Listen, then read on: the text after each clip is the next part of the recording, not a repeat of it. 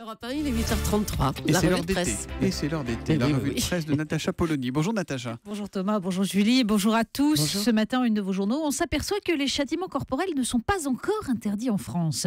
L'opinion, Hollande l'a raclée. Aujourd'hui en France, avec photo de Manuel Valls, la gifle. Libération le montre aussi, le Premier ministre, avec son sourire crispé. Et ce titre en hommage à une chanson célèbre, Battu mais content. Quant au Figaro, il a décidé d'ignorer l'article du Parisien qui prévient des effets nocifs de la lumière bleue sur nos yeux et notre sommeil. Une totalement ton sur ton, avec quelques taches de rose éparpillées sur la carte. Droite, la reconquête. Les départementales, difficile d'y échapper en ouvrant vos quotidiens ce matin. Oui, alors il y a d'abord ce constat sans appel d'Alain Duzard dans l'Est républicain. En un demi-quinquennat, François Hollande a perdu plus de départements que François Mitterrand au terme de 2 septennats. Bon, pour le reste, les uns, comme Jean-Marc Chevauché dans le Courrier Picard, verront dans le score du Front National la preuve qu'il a raté une marche.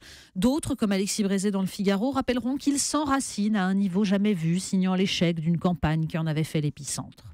Et puis, il y a les photos, celle de Nicolas Sarkozy, par exemple, dans le Parisien, avec un côté exultation contenue qui est assez amusant.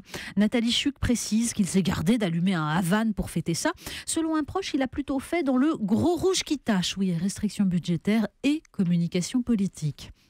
Mais ça y est, on ne se sent plus et Pierre Charon ressort pour l'occasion avec une métaphore littéraire. C'est le contraire de la fable de La Fontaine. Avec lui, c'est le lièvre qui gagne. Et puis côté gauche, le Parisien nous livre aussi les petites phrases amicales qu'on sert les soirs de défaite sous couvert d'anonymat. Elles viennent illustrer en fait l'analyse de Guillaume Tabar dans le Figaro sur un François Hollande condamné à l'immobilisme pour ne mécontenter ni l'Europe ni les frondeurs. Du coup, dans le Parisien, ça donne de la part d'un frondeur justement, c'est l'effet au cédar, on passe un petit coup de dépoussiérant et hop, ça brille. Et puis de la part d'un ancien ministre, on ne saura pas lequel, mais qui ose la métaphore d'actualité. Valls s'est enfermé dans le cockpit, Hollande est parti aux toilettes et tous les socialistes dans la cabine vont au crash.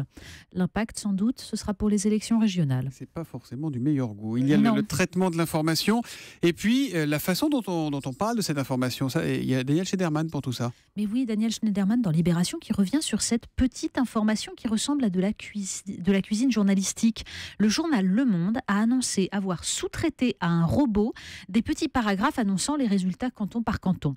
Une tâche qui était autrefois dévolue à des petites mains qui s'enquiquinaient les soirs d'élection, c'est très pénible. Donc à première vue, rien de grave, le travail était répétitif, il y avait seulement un petit verbe de temps en temps, un adjectif qui permettait de faire comprendre une nuance, un éventuel enjeu local, mais pas grand-chose. Mais Le Monde a précisé par souci d'honnêteté. Admettons que ces textes sont plus facilement repérables par les moteurs de recherche. Et voilà bien l'enjeu, nous dit Daniel Schneiderman, être bien placé sur Google pour faire du clic. Et pour ça, il faut du standardisé, bien calibré. Et ce qui est vrai dans le traitement l'est aussi dans le choix des sujets, puisque des sites internet n'existent désormais que par le buzz qu'ils anticipent grâce à des détecteurs de tendances.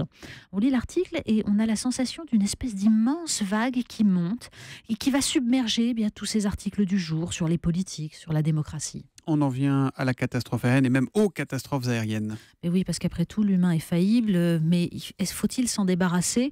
On ne sait pas. Une page des Échos revient sur les catastrophes aériennes en expliquant qu'elles sont statistiquement bien plus souvent le fait d'erreurs humaines, justement, que de défaillances techniques. Et de nous citer ces cas qui seraient presque comiques s'ils n'avaient pas fauché des vies, brisé des familles, les pilotes passionnés par un match de foot et qui s'enfoncent au cœur de l'Amazonie sans même s'en rendre compte, celui qui met son fils aux commandes. Mais l'humain a aussi des intuitions. Le Parisien nous raconte comment un pilote d'Emirates a publié il y a 2 mois dans une revue spécialisée hollandaise un article intitulé « Peux-tu m'ouvrir la porte ?» et imaginant précisément le scénario du drame rendu possible par les mesures de verrouillage du cockpit. Le pilote, écrivait-il, resté à l'extérieur, n'aura d'autre choix que d'aller s'asseoir avec les passagers et d'attendre ce qu'il adviendra. Comment évaluer la santé mentale des pilotes, se demandait-il. C'est donc à lire dans le Parisien ce matin. On va dans le virtuel à présent. Mais oui, les algorithmes prennent notre place, mais avant cela, ils ont déjà vidé nos intérieurs. C'est ce que nous raconte le magazine Clé qui consacre un dossier aux objets qui disparaissent en même temps que nos vies fluctuent. On fait disparaître tout ce qui se rattachait à des époques anciennes. Paradoxe, justement, de plus en plus d'objets techniques nous permettent d'accéder à ce virtuel qui nous débarrasse des livres, des disques. Le virtuel, pourtant, ne détruit pas moins la planète puisqu'il coûte en énergie. Et pendant ce temps, le réel, lui, disparaît. En tout cas, le réel qui est indispensable. Il faut lire le petit article du Monde sur ces apiculteurs qui ont transporté des ruches à travers la France pour compenser la disparition des abeilles dans l'Ariège et dans les Pyrénées-Orientales, sous l'effet, tenez-vous bien, des antiparasitaires utilisés par les éleveurs pour protéger leurs bêtes. C'est un phénomène vétérinaire.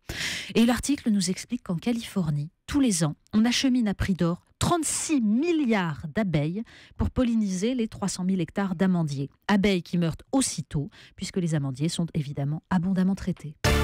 On termine en ouvrant le magazine Elle. Mais oui, le magazine Elle consacre un article à un roman, La Revanche de Kevin. Mais oui, Kevin travaille à la radio publique, lit Le Monde, cite Deleuze, mais il ne pourra jamais être considéré comme un intellectuel, parce qu'il s'appelle Kevin, justement. Et il paraît que c'est un drame de s'appeler Kevin. Autrefois, nous dit l'article, les prénoms apparaissaient dans les milieux bourgeois avant d'être récupérés 20 ans après par les classes populaires. À partir de la Seconde Guerre mondiale, les classes populaires, dit l'article, prennent leur autonomie culturelle. Traduction, l'émergence de la culture de masse crée des références de classe. Kevin reste à jamais associé au milieu populaire, au point, tenez-vous bien, qu'à CV égal, un Kevin a de 10 à 30% de chances de moins qu'un Arthur d'être embauché. Oui, finalement, l'impact des erreurs humaines, c'est aussi le choix des parents sur les prénoms. Alors, à quand les algorithmes pour ça aussi ? La revue de presse de Natacha, bien Natacha Polony, tous les matins à 8h30 sur Europe 1. À demain, Natacha. À demain. Europe 1, il est 8h40. Et voici que Nicolas Canteloup approche.